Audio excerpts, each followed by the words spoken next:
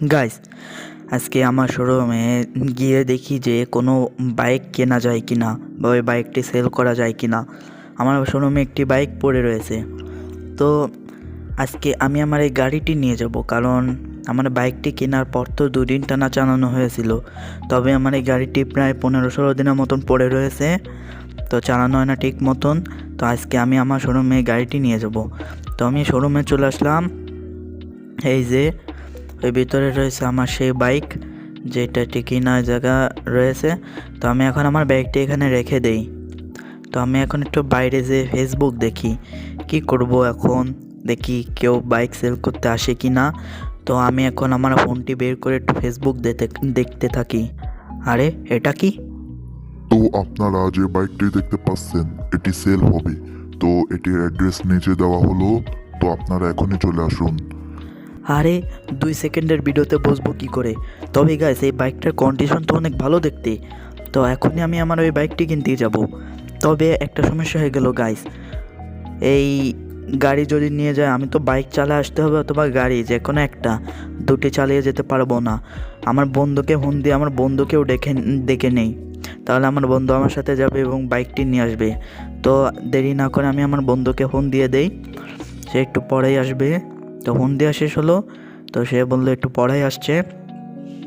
তো আমার বন্ধু বলতে বলতে চলে আসলো। আমি এখন তাকে সব কিছু বুঝিয়ে দিলাম। তো বোঝা মাত্র সে রাজি হয়ে গেল। তো আমি এখন তাকে আমার গাড়িতে বসিয়ে নিলাম। তো আমি এখন সেই অ্যাড্রেস অনুযায়ী সেই বাড়িতে যাব। তো এই যে চলে আসলাম গাইস। গাইস, এই বাইকটার কন্ডিশন তো অনেক ভালো।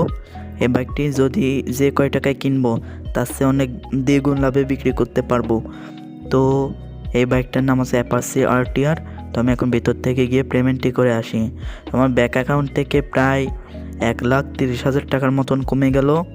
তো আমি এখন আমার বন্ধুকে এই বাইকটি দিয়ে আমি নিজে গাড়ি চালিয়ে শোরুমে চলে যাব, আর আমার বন্ধু সে বাইক চালিয়ে আসবে। গাইস, মাত্র না মাত্রই আমি শোরুমে চলে আসলাম, আমার বন্ধু আমার আগে এসে বাইকটি রেখে দিয়ে গেল। এ কি পাগল, চাবি শুদ্ধ রেখে দিয়ে গেল, কেউ যদি নিয়ে যেত। তো যাই হোক, আমি এখন ভিতরে রেখে দিই বাইকটা, তারপর শোরুমটি বন্ধ করে চলে যাব। গাইস, আমার শোরুমে তো এরকম করে বাইক রাখলে হবে না, একসাথে দ্বিগুণ বাইক কিনতে হবে, দ্বিগুণ। তো আমি এখন তাড়াতাড়ি বাড়ি চলে যাই। তো আমি এখন শোরুমটি বন্ধ করব।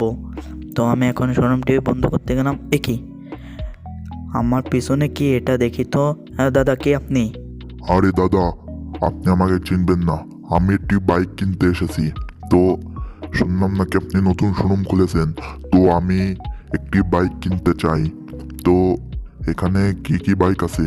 আরে দাদা, আপনার এখানে তো বেশি বাইক নাই। তো এখানে তো 2টি বাইক রয়েছে। তো আপনি মনে হয় নতুন শোরুম দিয়েছেন, তো তাই মনে হয় এই 2টো বাইক রেখেছেন। তো যাই হোক, তো আমার ওই সাদা কালারের অ্যাপাচি আরটিআরটি পছন্দ হয়। তো ওটির দাম কেমন হবে? আরে দাদা, আপনি তো আমাকে কোনো কথা বলার সুযোগ দিলেন না। যাই হোক, আপনি আমার কথাটা বুঝতে পেরেছেন। তো এই বাইকটির দাম পড়বে 1,55,000।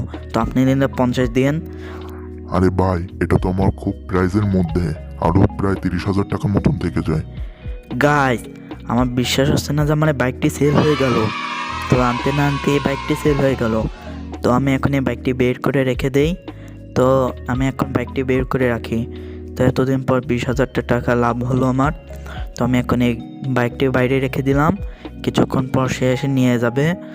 তো নিয়ে গেল সে। গাইস, এই বাইকটা আনতে না আনতেই তো সেল হয়ে গেল।